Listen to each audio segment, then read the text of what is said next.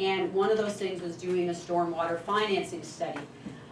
We approved that as a council, and it was decided to do comparisons of other municipalities. To make a long story short, most municipalities, and this is something that you'll get, you always hear, well, your taxes aren't going to be raised from different levels of government. We won't raise your taxes. One of the things that is certain is that an assumption that's made is that the federal and the provincial level of government just assume things can go onto the property tax. And in most municipalities, increases to deal with stormwater infrastructure, most municipalities we were finding through this study that most municipalities were just putting increases into the property tax to deal with stormwater, to manage stormwater infrastructure and to try to increase the capacity of stormwater infrastructure. But we did find a number of municipalities that were, we thought, leading and in North America. One is actually Kitchener-Waterloo. Another one is in Portland, Oregon. There's a number, but those two, I'll just give those two as an example, and in particular Kitchener-Waterloo, who were brave, yes, because they went out and they said, you know, this is not, number one, if we just put an increase on the property tax, yeah, we can sell it and say we're increasing your property tax to address stormwater by X percentage, but it really wasn't going to get to the heart of the issue, which is also we need to find a way to adapt and deal with climate change. By just throwing money at increasing the capacity of the system, you're not actually addressing and having residents and businesses address climate change in that way. And they implemented a stormwater user fee. So we ended up looking at that. It took a couple of years to go through that study. We had many conversations back and forth and presentations. And we will be implementing a stormwater user fee. And the stormwater user fee is based on permeable, impermeable surface, a formula based on for single-family dwellings and also businesses. The amount of impermeable surface you have, there will be a fee that's implemented for your usage of the stormwater system. A lot of people say, well, basically that's just a tax.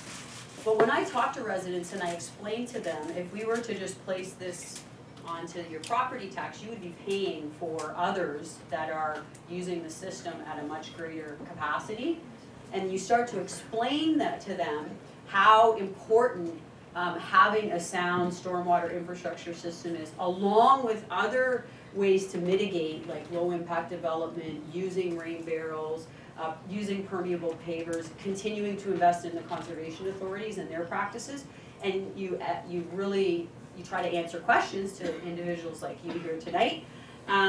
People realize, okay, this is what it really means. It's not just about adding a tax onto to us. And if the funds are dedicated to go directly towards the system, and also working in partnership with the conservation authorities, with other groups, and including the business community, which is extremely important to include the business community, then it's not an easy sell by all means, but it makes a lot more sense. It's much more acceptable when it's done in that way. So that's one thing that we're doing. And we feel that it's very important, not only for the short term, but in the long term, in terms of trying to plan appropriately for our municipality, and also for the greater Peel. It's not only about people and moving people around and creating infrastructure that is sound for the livability of the people that are in Mississauga, but also, as you know, we're a hub of movements of goods as well. So we have a lot of businesses that in and around the airport move a lot of goods, and it's very important that we're working with those industrial areas to address stormwater infrastructure, because the runoff that comes off of those pieces of land is extreme. That's one thing we're doing. That actually all happened before the storm in July. Out of the storm in July, we also we actually looked at the fact that we need to create an advisory panel made up of city and regional staff, because in Mississauga we deal with stormwater, but the region deals with the sewer system. So how those two systems could be connected or not, or how they may have an impact, is extremely important. We also determined that we needed to do further studies of a number of creeks that we haven't done a study on to look at the erosion control and how they're impacting residents. We have the regional council and the city council and the conservation authorities. This is the first time they'll be coming together in January to bring a report. They're all going to work together on one report that's going to say, okay, here are all of the impacts, here are the priority areas, and this is how the cities, the municipalities, Brampton, Caledon, and Mississauga have to work together, and here's how they can do it in the suggested implementations. Whether we move forward on certain things or not is to be decided in January, but having those groups work together on stormwater infrastructure and overall infrastructure is extremely important. I'll just say one other thing that we're doing in Mississauga is that the conservation authorities have worked very well with the city and the region on low impact development projects, and they've done so with the city or the region on public infrastructure. They've done so with businesses on private business infrastructure, and they've also done so with individuals in their homes. And that is, we've already seen great paybacks for the community on that. I'll give you just 3 examples. On public infrastructure, there was the opportunity to put in a rain garden, which is a low impact development right down the middle of a boulevard. I don't know if any of you, some of you may be very familiar with that, but basically they looked at the street, the road needed to be resurfaced. There's a school on one side, so working with the Board of Education and the city and the Conservation Authority, they shared the cost to look at, here's a street where there's a ton of runoff, basically 100% of the runoff, if there is just any storm, goes right into the stormwater system.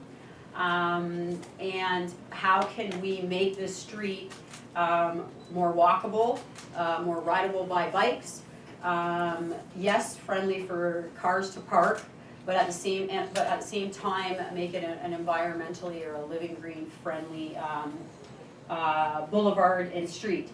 And so a rain garden was put in right down the middle of the boulevard, and during the storm, also permeable lay-bys were put in for the cars, and permeable walkways for pedestrians and cyclists. And during the storm, none of the water ran off into the stormwater systems. We already have data from the storm. It absorbed, the rain garden not only served to absorb 60% in the first 40 minutes, I think it's the first 40 minutes of the water that came down, but it filtered it slowly out into the system, which is extremely important.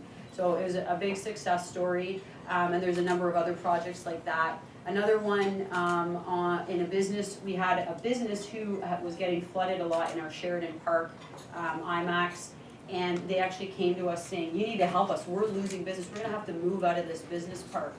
So they were willing to work with, again, the city and the Conservation Authority on ways to make their parking lot more permeable, and they've actually seen economic benefit, more businesses coming to them. And again, they're not losing money, they're making money, they're able to stay in the business park, and it's much more environmentally friendly parking lot, and it's being used as a good example for other businesses and other business parks in Mississauga. And finally, with residents, we have worked again with the city and the Conservation Authority and the region on low impact development on their properties. So if they're going to landscape, there's opportunities where they can be shown the type of naturalized plants they can use, or green roofs in some cases, or permeable pavers, so that they on their own properties can see low impact development and how that has a benefit not only to them personally but onto the system as a whole. So those are some of the things we're doing.